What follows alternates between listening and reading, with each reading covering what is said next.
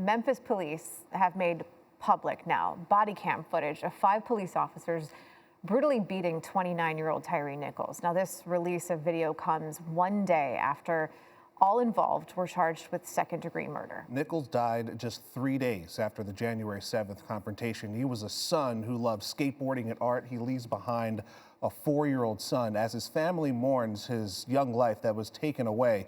Communities from the NBA to the White House react. Numerous protests occurred around the country in response to the incident and release of the video. Nichols' parents and President Joe Biden were among those calling for peaceful protests. The I-55 bridge in Memphis shut down, which is a major connector between Tennessee and Arkansas. A moment of silence before the Grizzlies game at the Target Center in Minneapolis. Nichols was displayed on the Jumbotron pregame as 17,136 fans in attendance paid their respects to the Nichols family while thinking of the city of Memphis. The team offering their condolences on Twitter saying, quote, "We are distraught to find ourselves dealing with the needless loss of life due to police brutality, and this time it was one of Memphis's own. We're thinking of the Nichols family and friends and share the pain being felt throughout our community. So let's support each other and respect how our fellow Memphians are coping. We have faith in the city and our power to heal.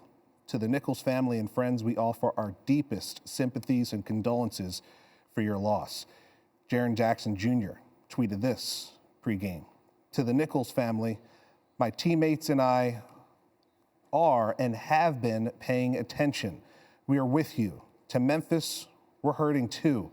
Peaceful protests supporting the family, pushing for accountability are what's needed in this moment." Now, the Grizzlies were on a 5-game road trip. They return home Sunday against Indiana. Here's head coach Taylor Jenkins before the game. Well, I think the word that stands out about our group and our city is together. We talk about that all the time. There's way harder things going on in the city versus what's going on with our basketball right now.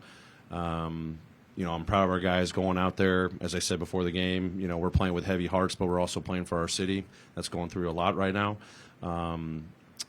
So it's hard, but, our guys went out there and competed. I told them the last 2 games, as we've been talking about everything that's been going on in Memphis with the tragedy, Tyre Nichols, we've been staying together, and we're not getting the results, but how we're competing, we're trying to stay together, we'll figure it out.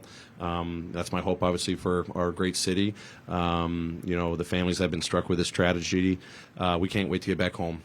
So it's time to get back home, to embrace our families, but to embrace our community, to play in front of our fans, to represent our city with a lot of pride. The NBA said in their statement, the images of Tyre Nichols' life needlessly cut short are horrifying. While there have been steps towards accountability in this instance, the NBA family remains committed to partnering with advocates, policymakers, and law enforcement to work towards solutions to the issues we continue to face.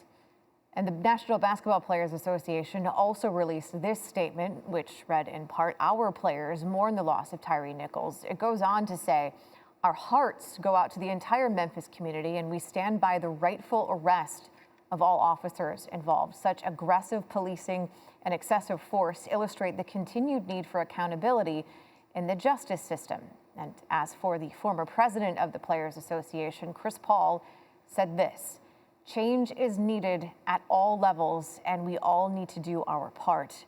We can't lose our humanity as a society."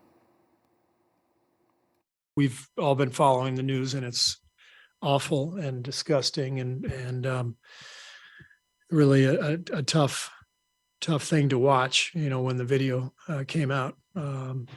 So we will be discussing that internally. There have been protests tonight across the country. In New York, protesters gathered in and around Times Square. They are in D.C., in Atlanta, and in Philadelphia, where the crowds gathered around City Hall.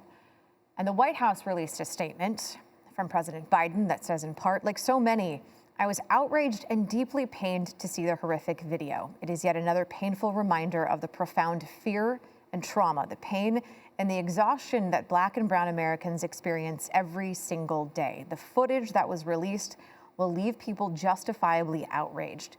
President Biden also asked for peaceful protests, saying violence is never acceptable.